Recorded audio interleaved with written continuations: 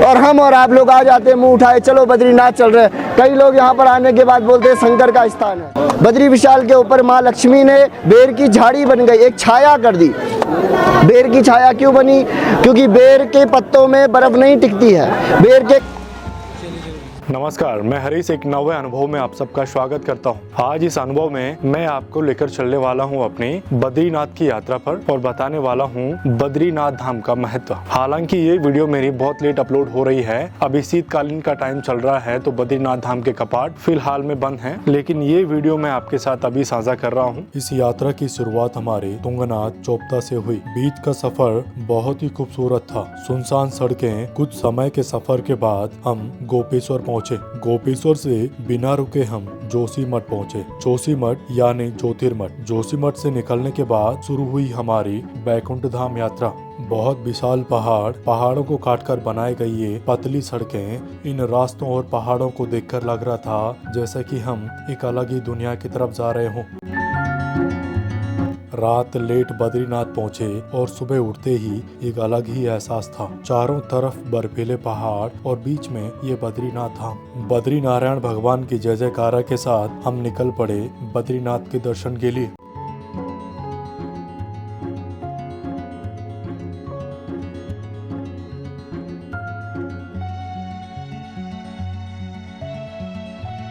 चारों तरफ ये बर्फीले पहाड़ और मंदिर के समीप बहती ये पावन पवित्र अलकनंदा नदी इस मंदिर की शोभा बढ़ा रही थी। मंदिर प्रांगण में पहुंचने के बाद मैंने जानना चाहा यहाँ के महंत पुजारी से इस मंदिर के महत्व के बारे में। बोलो भगवान बद्री विशाल की जय। अभी आप देख रहे हैं अष्टम्भु वैकुंठ बद्री का आश्रम। ये बद्रीनाथ बद्री विशाल केवल इसी समय का धाम नहीं है, या आप ये कहो कि 2, 4, 10 साल, 20 साल, 50 साल, 100 साल पुराना ये धाम नहीं है। ये कल्पांतर का, कल्प क्या होता है इसके बारे में तो बहुत बड़ी संज्ञा हो जाएगी। ये कल्पांतर का, और चारों युगों में चारों अलग अलग नाम है इसके 4 नाम किस प्रकार से हैं? ते प्रोक्ता मुक्ति प्रदा त्रेता नाम योग सिद्धिदा द्वापरे तो विशालायाम कलो बद्रिकाश्रम है। सतयुग में इसे मुक्ति प्रदा कहा गया, त्रेता में योग सिद्धि, द्वापर में विशालापुरी। भागवत जी वर्णन करती है कि ये बद्रिकाश्रम विशालापुरी है। किस प्रकार से? एक दादु विशालायाम चत्वार ऋषियोन्मला, पूरा स्पष्ट वर्णन है इसमें। द्वापर में इसको विशालापुरी, कलयुग में हम और आप इसको बद्री नारायण, बद्री विशाल, बद्री का आश्रम, और इस प्रकार से इसके नामों को जानते हैं। बद्री विशाल का अर्थ क्या है? सब लोग आते हैं बद्री विशाल जा रहे हैं, बद्रीनाथ जा रहे हैं, क्यों जा रहे हैं? क्या है बद्री विशाल? तो बद्री विशाल क्या है? बद्री अर्थात लक्ष्मी, बद्री कहा जाता है बद्री फलम। बद्री फलम मतलब बेर, जो शिवरात्रि में भगवान शंकर जी को अति प्रिय फल है बेर। उस बेर को बद्री कहा जाता है संस्कृत में। जैसे केले को कदली फलम, आम को आम्र फलम, वैसे ही बेर को बद्री फलम।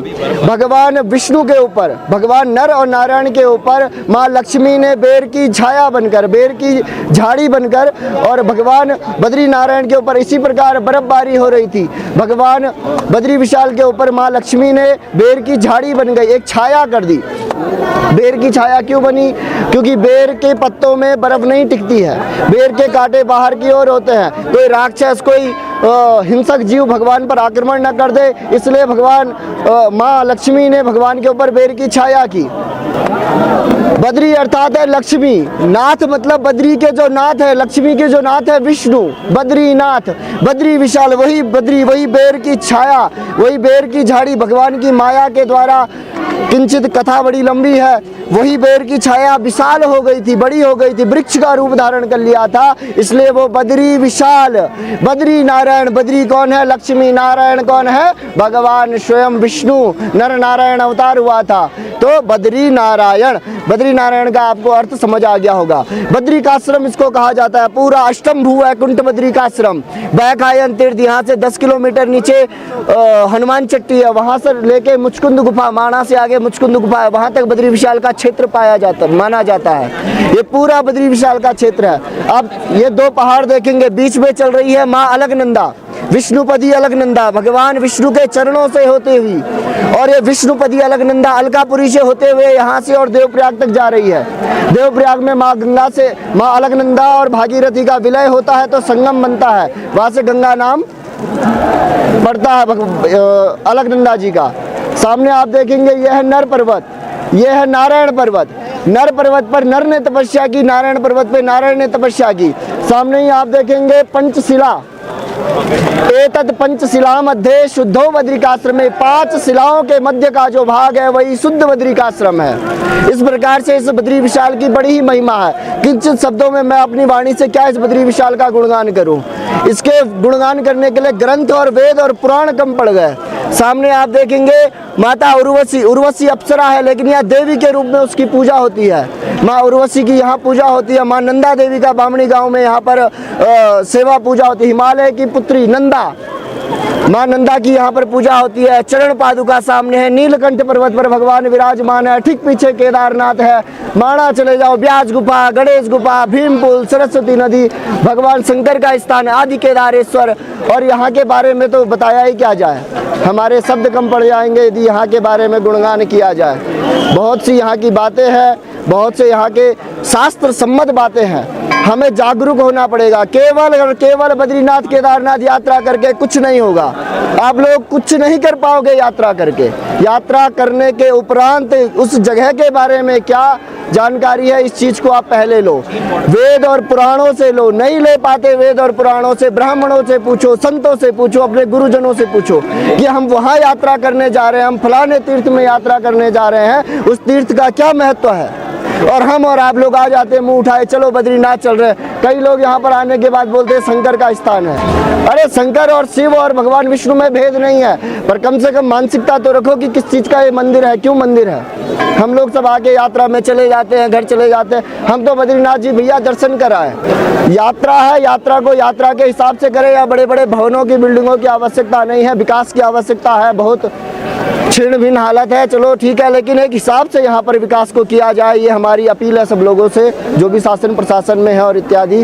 बोलो भगवान बद्री विशाल की जय। दर्शन से पहले इस मंदिर के महंत पुजारी से इस मंदिर की जानकारी जानना मेरे लिए महत्वपूर्ण था। दर्शन के बाद, भगवान बद्री विशाल के दर्शन के बाद यहाँ पर जगत गुरु शंकराचार्य जी का आगमन हुआ। 8वीं सदी में जगत गुरु शंकराचार्य जी ने इस मंदिर का पुनर्निर्माण करवाया था और इस मंदिर को सनातन धर्म की संस्कृति का केंद्र बनाया था।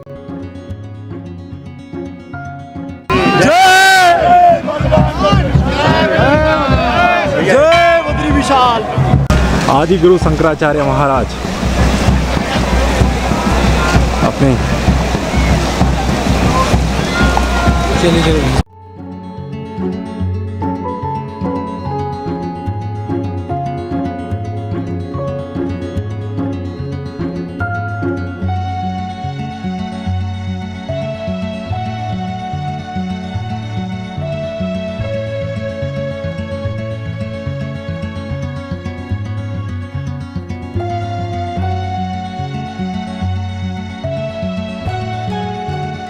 बद्रीनाथ में काफ़ी जगहों पर भंडारा चल रहा था। भंडारे का प्रसाद लेने के बाद मैं निकल पड़ा उस जगह पर जहां पर मैं पिछली रात ठहरा हुआ था।